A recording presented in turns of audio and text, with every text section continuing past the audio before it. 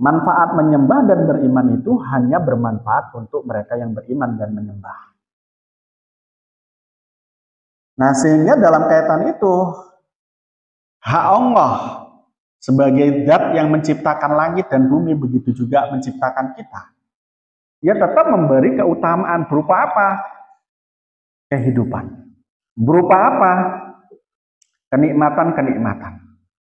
Diberi orang kafir kenikmatan. Diberi pula orang mukmin kenikmatan. Tetapi kenikmatan tersebut bukan sekedar hanya untuk dinikmati saja. Harus dipandang sebagai ujian. Harus dipandang sebagai ujian. Ujian apa ini? Ujian apakah ketika kamu diberi nikmat oleh Allah, kamu sadar bahwa Allah lah yang memberi kenikmatan sehingga kamu bisa bersyukur. Nah, kita nggak sadar, kamu nggak sadar bahwa Allah yang memberi kenikmatan kepada kita, maka kita tidak bersyukur. Nah, kalau kita sudah tidak bersyukur, keniscayaan yang terjadi adalah kita tidak akan beriman. Tidak akan beriman. Bagaimana bisa beriman ketika kita menikmati satu kenikmatan, kita akui kenikmatan itu dari usaha kita. Berbalik banding mereka orang-orang yang syakirin.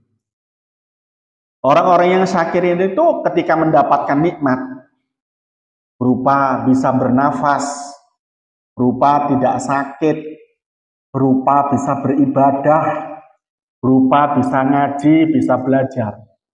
Mereka katakan bahwa kenikmatan itu bukan karena diri mereka, tapi karena Allah. Allah yang memberikan. Sehingga yang berhak untuk dipuji adalah Allah. Yang berhak untuk diucapkan terima kasih itu adalah Allah. Jadi ketidakbersyukuran seseorang itu menyebabkan kekufuran. Ketidakbersyukuran seseorang itu menyebabkan tidak beriman. Tidak beriman.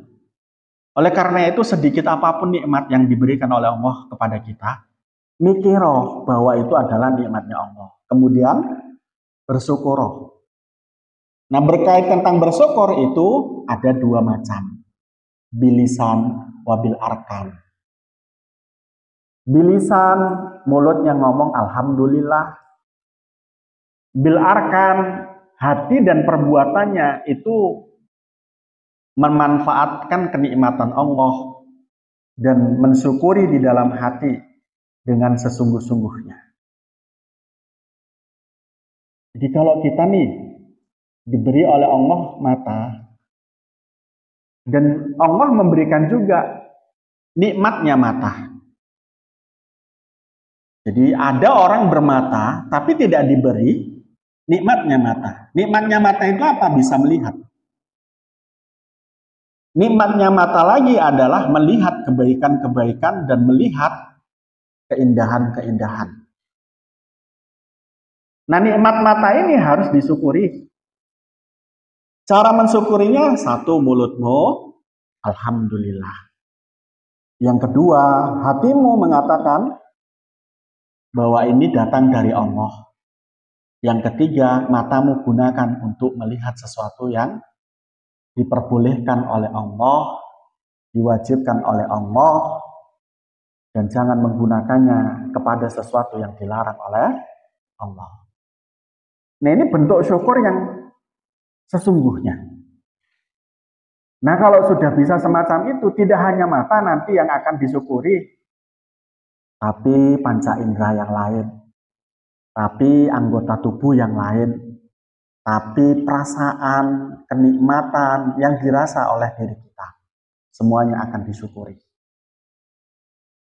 Diberi oleh Allah mampu memberi kitab, mampu membeli pulpen, digunakan sebaik-baiknya kitabnya, dibaca kitabnya, tidak hanya dimaknai. Digunakan pulpennya untuk nulis hal-hal yang penting saat mengaji. Itu bentuk faktual perwujudan daripada syukur yang sempurna. Nah, tetapi kalau tidak, maka tidak. Nah, kalau sudah kamu tidak bersyukur, la in syakartum itu. La in syakartum la azidannakum. Tapi wala in kafartum inna adzabi lasyadid. Nek kamu bersyukur, aku tambahin nikmatmu. Bukan hanya kamu bisa nanti beli kitab.